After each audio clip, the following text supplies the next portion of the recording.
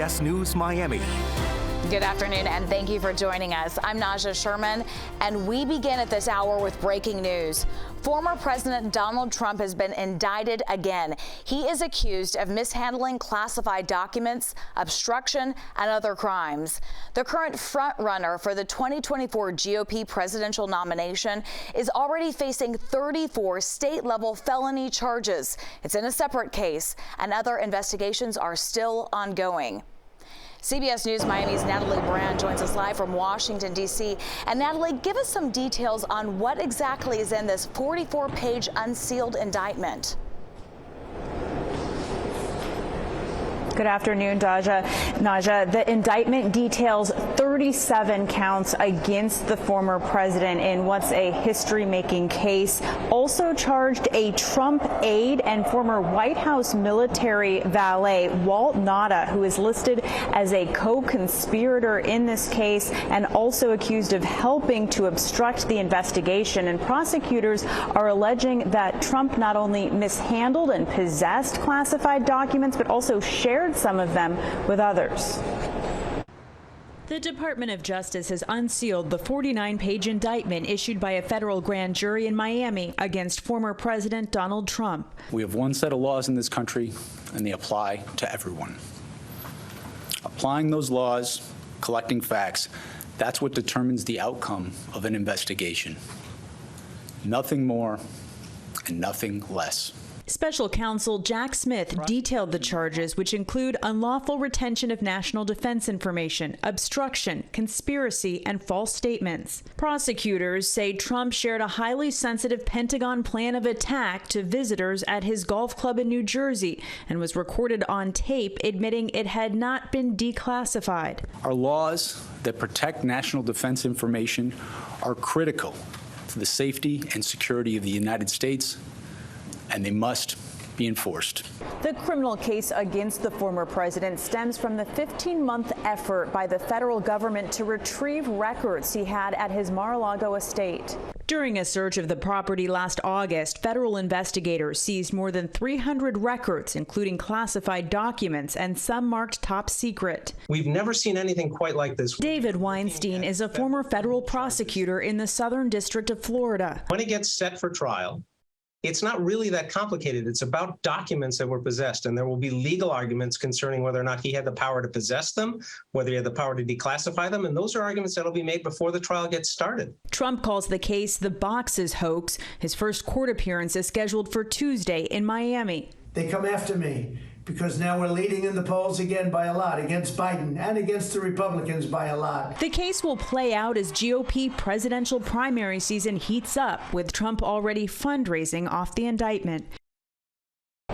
Meanwhile, just today, Trump already announced a shakeup of his legal team, saying he will announce more lawyers in coming days. And we've also learned that today, Secret Service met with Trump's staff and his team to come up with a plan for security ahead of his travel and court appearance in Miami on Tuesday. We've also learned that it's not only federal law enforcement, the Secret Service and U.S. Marshals that will be involved, but also local police, of course. That includes the Miami-Dade Police Department and also City of Miami Police. Naja?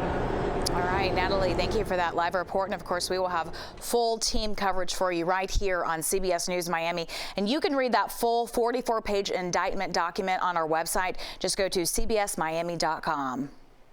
Always alerting, always tracking. This is Next Weather. And turning now to our next weather weekend forecast, a live look at downtown Miami. So, Cindy, will it be a weekend washout? Or are we going to get a weekend break? We are going to get a weekend break, Naja. Nice. That is certainly, we need some good news. It has been so wet the last few days. I think tomorrow, drier air starts moving in here, at least aloft, so that's going to help keep our rain chances a little bit lower. But as for today, we had some showers and storms this morning, and now this afternoon, we're still watching really Broward County. That has been the hot spot. And you can see these again, these outflow boundaries that want to slide back to the west, southwest, and south. So we're going to watch these. You can tend to get some development along these boundaries, so we'll watch that a chance for more storms. But basically, now they are moving off to the east and should be out over water very shortly. These are still dropping some fairly heavy rain from Weston up to Sunrise. Coral Springs picked up some heavier rain. Pompano Beach down to Oakland Park and Fort Lauderdale. That storm will be making its way to the east. Down here in the Keys, we've got a line of showers and storms as well, kind of sliding right up the Keys here. So there's going to be a chance for some storms down there, at least for the next couple of hours or so. Rainfall today, really spotty. We've had almost 2 inches around the Weston area, and then you got to go down into South Miami-Dade. That's where the action was this morning as that southerly flow pulled in that moisture from the Keys. So we look ahead now about 4, 5, 6 o'clock this afternoon. Most of these storms will be off into the water there, so I think we'll have a dry evening overall. We should have mostly clear skies tonight. It will be muggy though, and then tomorrow we start the process again. By 1, 2 o'clock in the afternoon, storms start developing. They again will make their way to the east toward the metro coastal areas. By 8 o'clock tomorrow evening, we still have a few showers, so actually going to keep them going a little bit later. And then on Sunday again, we will see some scattered showers and thunderstorms. But look how quickly they die off. That's according to this computer model. Of course, that's not written in stone, but your rain chances, best rain chances tomorrow look like to be late afternoon into the evening. We could see anywhere from 1 to 3 inches overall over Saturday and Sunday. So a little bit lower than what we have been seeing. And that flow continues. All that moisture sliding in here. So I think next week we're going to keep an eye on it as well, but still rain chances keep going. Tropics, nothing expected the next 7 days, so certainly that is great news. But boy, these temperatures, that'll be the story. Next week we're heading into the lower 90s, maybe even mid 90s with a chance for rain each and every day. All right, thank you, Cindy. When we come back, Miami Commissioner Joe Carollo speaks to CBS News Miami for the first time. It's since he was found liable of violating 2 business owners' First Amendment rights. Stick around. Welcome back to CBS News Miami's Quickcast.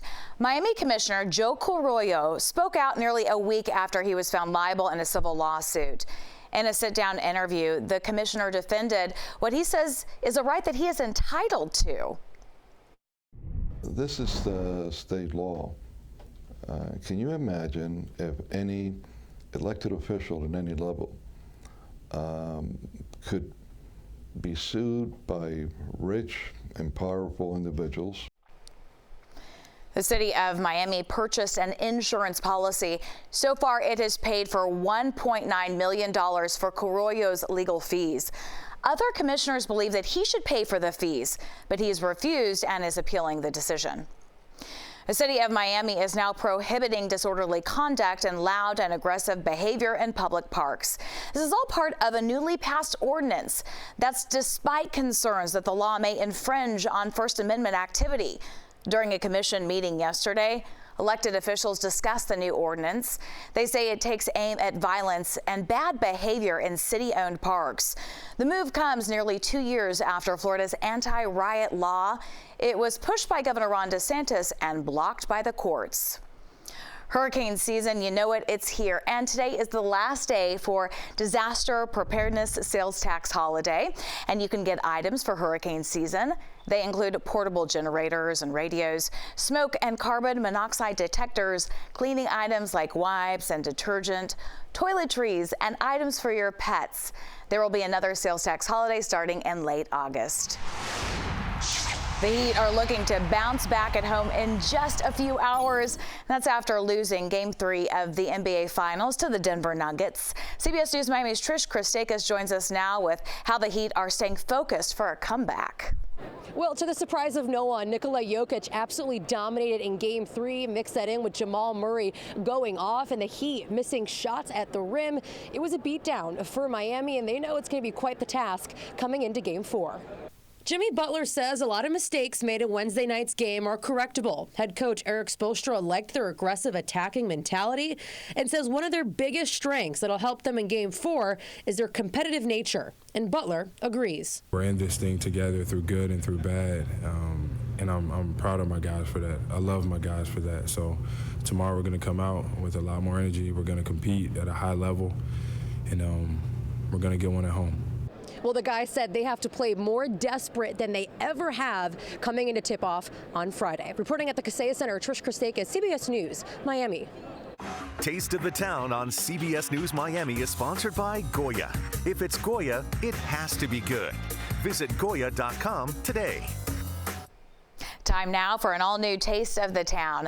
A husband and wife who have dedicated their lives to health and wellness recently opened a beautiful new space in Wynwood. Their focus is delicious plant-based food. CBS News Miami's Lisa Petrillo takes us to Love Life Cafe. It's all about loving life in the kitchen at the appropriately titled Love Life Cafe in Wynwood. This is the new location of the beloved plant-based restaurant that started out by husband and wife team Veronica Menon and Diego Tosoni back in 2015. I think if you eat right and if you take care of yourself and you are compassionate and conscious about everything else around you, that's a really good way of loving life. Veronica says this way of eating literally saved her husband's life. He was overweight and pre-diabetic. And then we started feeling the benefits in our health. They told him, listen, you have to change your lifestyle. Wow. And then he came back later and completely turned around his health. The 6,000 square foot space features indoor and outdoor dining. Love Life is known for elevated vegan cuisine, and now the menu has expanded and includes natural wines and cocktails as well. Veronica says the Wynwood community has embraced them and vice versa. You know, they're forward thinkers and they're, willing to try new things. And we've been very welcomed by the community, which is why we keep growing. So we're not leaving Wynwood ever. We dive into the homemade sourdough verde pizza. This one is with garlic, pesto, and spinach. The cheese is made from cashews. There is no way I would ever know that is not it's cheese. Vegan, yeah. I mean, it's That's mozzarella to me, and that is the point. And healthy and delicious, and out of an Italian pizza pie, it feels like to me. Next, the Love Life Burger, named Best Burger in America by the Seed Festival. It has homemade guacamole, pickles, plant-based cheddar, kale, and cilantro aioli. It's served with baked sweet potatoes. There's so many different textures and flavors inside this burger. And again, if you're sitting here and no one told you, you would be thinking you're just having some really delicious gourmet burger. It is really special. The picadilla bowl tastes just like the original Latin dish, but it's meatless and gluten-free. This is hearty and healthy, and I can already tell, even though it's gigantic, it's not going to feel heavy. We end on the decadent vegan guava cheesecake, a true delicacy. Love Life Cafe, where good food that's good for you go hand in hand. So many more plates to eat, Veronica, but tell everybody how many days you're open here at Love Life. We're open every day for breakfast, lunch, and dinner. All your meals right here. Yeah. And healthy too. Every day. With the fantastic Taste of the Town here in Wynwood, I'm Lisa Petrillo, CBS News, Miami. That looks so fresh and so delicious. Love Life Cafe is located at 2616 Northwest 5th Avenue in Miami's Wynwood District. That's your CBS News Miami Quickcast. I'm Najahe Sherman. Stay tuned for more news right here on CBS News Miami.